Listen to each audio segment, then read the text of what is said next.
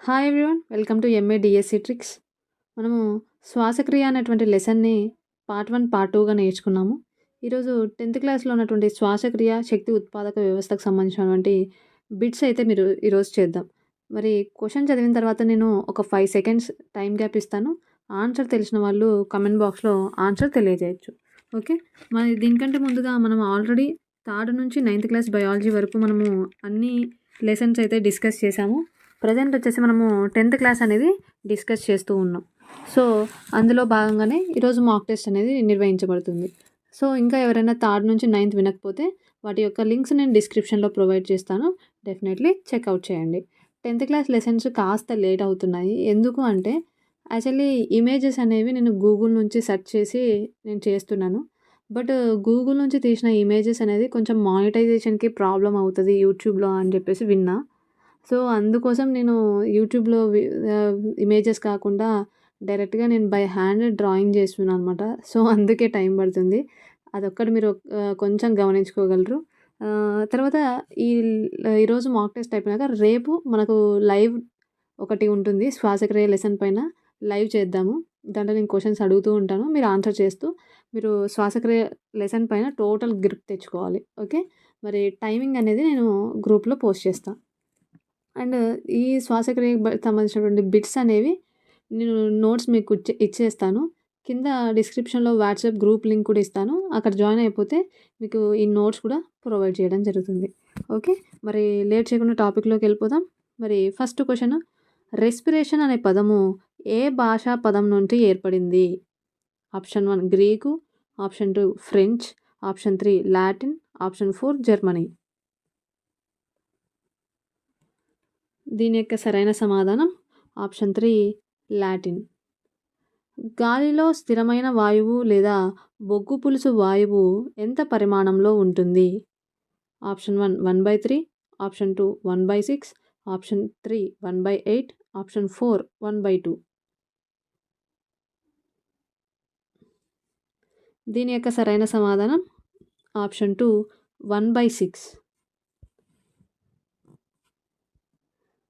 Next, ఊపిరితిత్తులలో ఏ గాలి స్వరతంత్రుల గుండా ప్రయాణించేటప్పుడు వాటిని కంపించేలా చేస్తుంది? ఆప్షన్ 1 ఉచ్ఛ్వసించే గాలి, ఆప్షన్ 2 రక్తనాళాలలోని గాలి, ఆప్షన్ 3 నిశ్వసించే గాలి, ఆప్షన్ 4 వాయునాళంలోని గాలి. దీని యొక్క సరైన సమాధానం ఆప్షన్ 3 నిశ్వసించే గాలి వల్ల స్వరతంత్రులు అనేవి కంపనానికి గురై మనకు ధ్వని అనేది ఏర్పడుతుంది. కాబట్టి చాలా ఇంపార్టెంట్.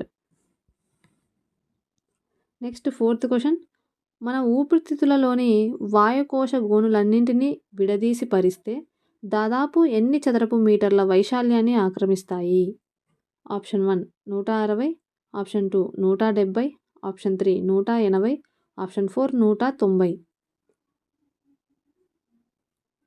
దీని యొక్క సరైన సమాధానం ఆప్షన్ 1 160 చదరపు మీటర్లు.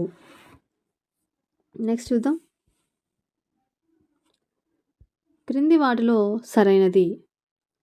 ఆహారం తినే సమయంలో ఉపజిహ్విక తెరుచుకుంటుంది.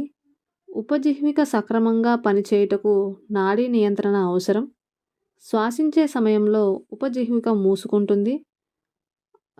ఉపజిహ్విక వాయునాళం కింది భాగంలో ఉంటుంది.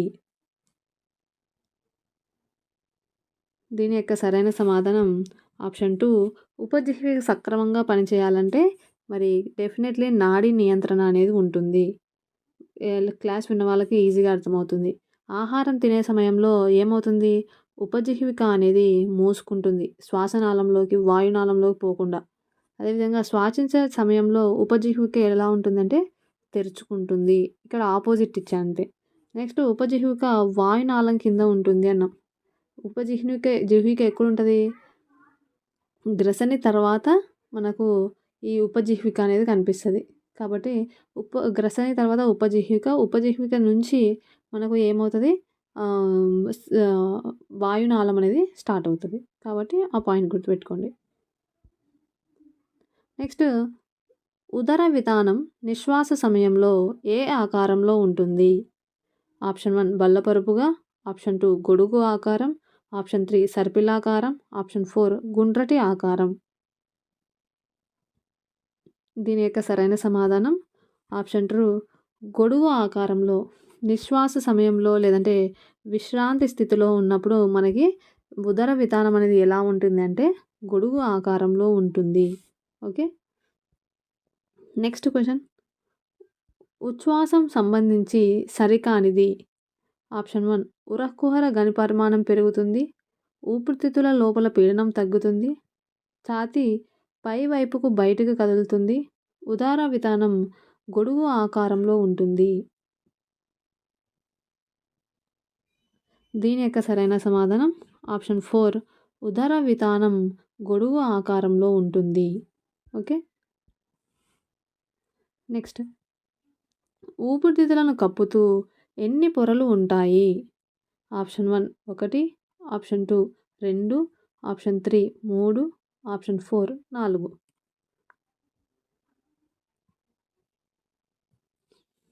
దీని యొక్క సరైన సమాధానం ఆప్షన్ 2 2 పొరలనే ఉంటాయి. మరి ఊపిరితిత్తుల చుట్టూ 2 పొరలుండి అందులో ఆ 2 పొరల మధ్యలో ఒక ద్రవం ఉంటుంది. అది ఏం చేస్తుంది, ఊపిరితిత్తులను అగాధాల నుండి ఘర్షణ నుండి కాపాడుతుంది. మరి గుండె చుట్టూ ఎన్ని పొరలు ఉంటాయో కామెంట్ బాక్స్లో తెలియజేయండి తెలిసిన వాళ్ళు. Next question. గుండె నుండి ఊపిరితిత్తులకు ఏ రక్తం ప్రవహిస్తుంది. మరి ఆప్షన్ 1 ఆమ్లజని సహిత రక్తం, ఆప్షన్ 2 ఆమ్లజని రహిత రక్తం, ఆప్షన్ 3 విషపూరిత రక్తం, ఆప్షన్ 4 శోషరసం. దీని యొక్క సరైన సమాధానం ఆప్షన్ 2 ఆమ్లజని రహిత రక్తాన్ని మరి గుండె నుంచి ఊపిరితిత్తులకు తీసుకొచ్చినప్పుడు ఊపిరితిత్తులు ఏం చేస్తాయి, కార్బన్ డైఆక్సైడ్ని తీసుకొని ఆక్సిజన్ ఇచ్చి మళ్ళీ ఏం చేస్తాయి, ఆమ్లజని సహిత రక్తంగా పంపిస్తాయి కదా, అదే అన్నమాట. ఓకే, నెక్స్ట్ చూద్దాం. నిశ్వసించే వాయువులో కార్బన్ డైఆక్సైడ్ యొక్క శాతం ఎంత. Option 1 0.03, option 2 16%, option 3 44%, option 4 21%. దీని యొక్క సరైన సమాధానం ఆప్షన్ 3 44% అనేది మనకు నిశ్వసించే గాలిలో. ఓకేనా, అదే ఉచ్ఛ్వసించే గాలిలో అన్నప్పుడు మనకి ఏమవుతుంది, అప్పుడు 0.03% అవుతుంది. నెక్స్ట్. ఉచ్ఛ్వసించే వాయువులో నిశ్వసించే వాయువులో గల నైట్రోజన్ యొక్క భేదం ఎంత అన్నాడు. Option 1 146, option 2 78, option 3 16, option 4 0. దీని యొక్క సరైన సమాధానం ఆప్షన్ 4 0 అవుతుంది. ఇక్కడ క్వశ్చన్ ఏం అడుగుతున్నాడంటే ఉచ్ఛ్వసించే గాలిలో నైట్రోజన్ ఎంత 78, నిశ్వసించే గాలిలో నైట్రోజన్ శాతం ఎంత 78. వీటి యొక్క భేదం అడుగుతున్నాడు. భేదం అన్నప్పుడు ఏం చేయాలా, రెండిట్లో నుంచి తీసేయాలా. అప్పుడు 78 - 78 అన్నప్పుడు మనకి ఎంత వస్తుంది, అప్పుడు 0 వస్తుంది. కాబట్టి ఈ పాయింట్ని కాస్త కొంచెం టిపికల్గా అడగాలంటే ఇట్లా కూడా అడిగే ఛాన్సెస్ ఉన్నాయి, కాబట్టి బాగా ఫోకస్ చేయండి. ఓకే, నెక్స్ట్ క్వశ్చన్ చూడండి. మానవుని ఊపిరితిత్తుల సామర్థ్యం. ఆప్షన్ 1 5600 మిల్లీలీటర్లు, ఆప్షన్ 2 5700 మిల్లీలీటర్లు, ఆప్షన్ 3 5800 మిల్లీలీటర్లు, ఆప్షన్ 4 5900 మిల్లీలీటర్లు. దీని యొక్క సరైన సమాధానం ఆప్షన్ 3 5800 మిల్లీలీటర్లు. ఓకే, నెక్స్ట్ చూడండి. మానవ శరీరంలో కార్బన్ డైఆక్సైడ్ సాధారణంగా ఏ రూపంలో రవాణా చేయబడుతుంది. Option 1 carbonates, option 2 bicarbonates, option 3 phosphates, option 4 oxides. దీని యొక్క సరైన సమాధానం ఆప్షన్ 2 బైకార్బోనేట్స్ రూపంలో మరి మనకు ఈ కార్బన్ డైఆక్సైడ్ అనేది రవాణా చేయబడుతుంది. ఓకే, నెక్స్ట్ చూడండి. సముద్ర మట్టానికి ఎన్ని కిలోమీటర్ల పైన ఆక్సిజన్ లభ్యత అనేది తక్కువగా ఉంటుంది. Option 1 8, option 2 13, option 3 16, option 4 10.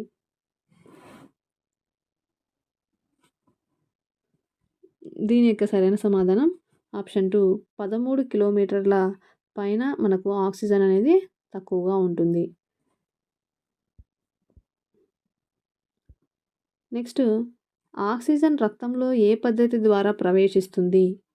Option 1 వ్యాపనం, option 2 ద్రవాభిసరణ, option 3 ఉత్పతనం, option 4 బాష్పీభవనం.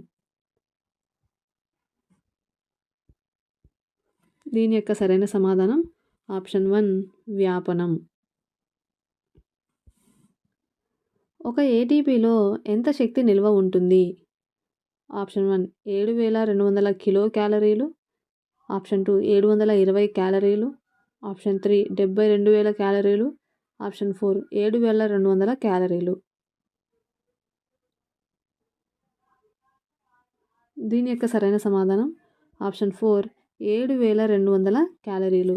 ఇక్కడ కూడా 700 200 ఉంది. అయితే ఇక్కడ కిలో క్యాలరీస్ అన్నాం కాబట్టి ప్రమాణాలు అనేవి కూడా చాలా ఇంపార్టెంట్.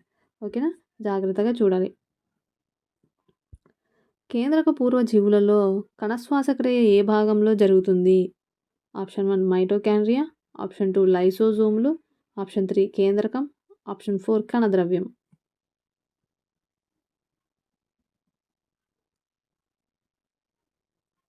దీని యొక్క సరైన సమాధానం ఆప్షన్ 4 కణద్రవ్యం. మనం ఆల్రెడీ చెప్పుకున్నాం, కేంద్రక పూర్వ జీవుల్లో అయితే కణద్రవ్యంలో జరుగుతుంది. అదే నిజ కేంద్రక జీవుల్లో అయితే కొంత భాగం కణద్రవ్యంలో, మరికొంత భాగము మైటోకాండ్రియాలో జరుగుతుంది అని మనం చెప్పుకున్నాం ఆల్రెడీ. సో అది బాగా గుర్తుపెట్టుకోండి. గ్లూకోజ్ ఆక్సీకరింపబడటంలో మొదటి దశలో ఎన్ని కర్బన అణువులు ఏర్పడతాయి? Option 1 2, option 2 3, option 3 4, option 4 5. దీని యొక్క సరైన సమాధానం ఆప్షన్ 2 3 కర్బన అణువులు అనేవి ఏర్పడతాయి. మరి గ్లూకోజ్ ఆక్సీకరణ అనేది జరుగుతుంది.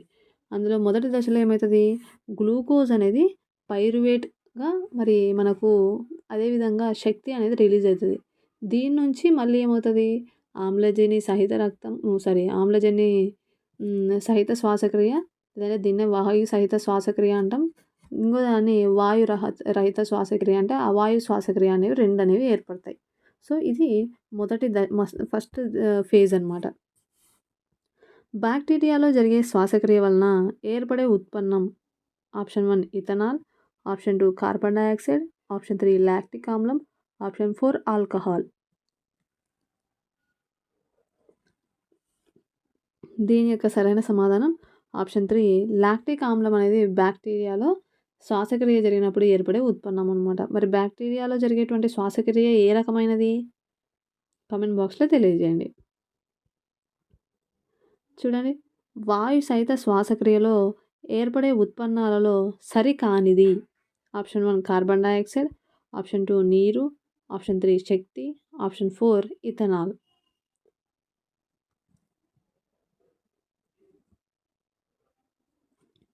దీని యొక్క సరైన సమాధానం ఆప్షన్ 4 ఇథనాల్ కదా. మనకు ఆల్రెడీ తెలుసు, వాయు సహిత శ్వాసక్రియ చెప్పి మీకు ఈజీగా గుర్తుండిపోయింది. కార్బన్ డయాక్సైడ్, నీరు, శక్తి, ఇంకా మిగతావి ఏవి కూడా దాంట్లోకి రావు. ఇథనాల్ అనేది మనకి అవాయు శ్వాసక్రియలో వస్తుంది. ఈస్ట్ అక్కడ మనకి ఇథనాల్ లేదా ఆల్కహాల్ అనేది ఫామ్ అవుతుంది. కణం యొక్క ఎనర్జీ కరెన్సీ అనేది దేనిని అంటారు? Option 1 ADP, option 2 ATP, option 3 NADP, option 4 NADPH.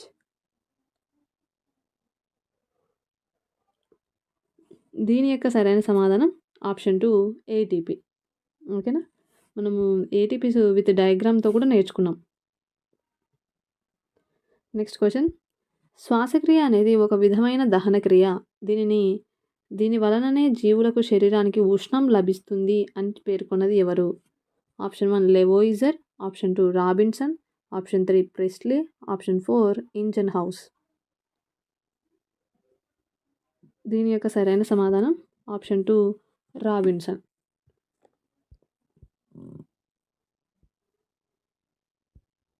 Next question, mangrove మొక్కలలో శ్వాసక్రియ ఏ భాగం ద్వారా జరుగుతుంది? ఆప్షన్ 1 కాండం, ఆప్షన్ 2 వాయుగత వేర్లు, ఆప్షన్ 3 పుష్పాలు, ఆప్షన్ 4 వేర్లు. దీని యొక్క సరైన సమాధానం ఆప్షన్ 2 వాయుగత వేర్ల ద్వారా మనకు శ్వాసక్రియ అనేది జరుగుతుంది అన్నమాట. అది ఎలా అనేది కూడా మనం ఆల్రెడీ డిస్కస్ చేసాం. నెక్స్ట్ వాయునాళ వ్యవస్థ ద్వారా శ్వాసక్రియ జరుపుకునేటువంటి జీవులను గుర్తించండి. ఆప్షన్ 1 ప్లనేరియన్లు, ఆప్షన్ 2 మిడత, ఆప్షన్ 3 హైడ్రా, ఆప్షన్ 4 అమీబా.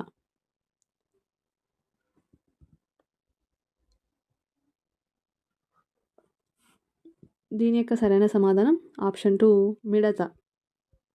చివరి ప్రశ్న, వేగవంతమైన పనులు చేసినప్పుడు కండరాలలో చేరే ఏ ఆమ్లం వల్ల కండరాల నొప్పి ఏర్పడుతుంది? ఆప్షన్ 1 సల్ఫ్యూరిక్ ఆమ్లం, ఆప్షన్ 2 లాక్టిక్ ఆమ్లం, ఆప్షన్ 3 నైట్రిక్ ఆమ్లం, ఆప్షన్ 4 కార్బోనిక్ ఆమ్లం. దీని యొక్క సరైన సమాధానం ఆప్షన్ 2 లాక్టిక్ ఆమ్లం కదా. మనం ఆల్రెడీ బాగా డిస్కస్ చేసినాం లెసన్లో. సో ఇవి అనమాట. మరి మీకు 25 అవుట్ ఆఫ్ ఎన్ని మార్క్స్ వచ్చాయో డెఫినెట్లీ కమెంట్ బాక్స్లో తెలియజేయండి. టుమారో లైవ్ అనేది ఉంటుంది. ఆల్మోస్ట్ నేనైతే 9:30 నుంచి అనుకుంటున్నాను. బట్ సిచ్యువేషన్ని చూసి నేను టైమింగ్స్ అనేది నేను గ్రూప్లో పోస్ట్ చేస్తాను. టుమారో మార్నింగ్ అలా పోస్ట్ చేస్తాను టైమింగ్ ఎలా ఉండబోతుంది అనేది. కాబట్టి అదొక్కటి మీరు గ్రహించుకోండి. శ్వాసక్రియ లెసన్ క్లియర్గా ఇంకా ఏమైనా డౌట్స్ ఉంటే మనం అక్కడ క్లియర్ చేసుకుందాం. ఓకే, మరి ఇది ఇవాల్టి వీడియో. మరి ఈ వీడియో కనుక మీకు నచ్చినట్టయితే లైక్ చేయండి, షేర్ చేయండి. ఏమైనా డౌట్స్ ఉంటే కమెంట్ బాక్స్లో తెలియజేయండి. అండ్ సబ్స్క్రైబ్ చేసుకోవాల్సిందిగా మనస్ఫూర్తిగా కోరుకుంటూ సెలవు తీసుకుంటున్నాను. Thank you so much and have a nice day.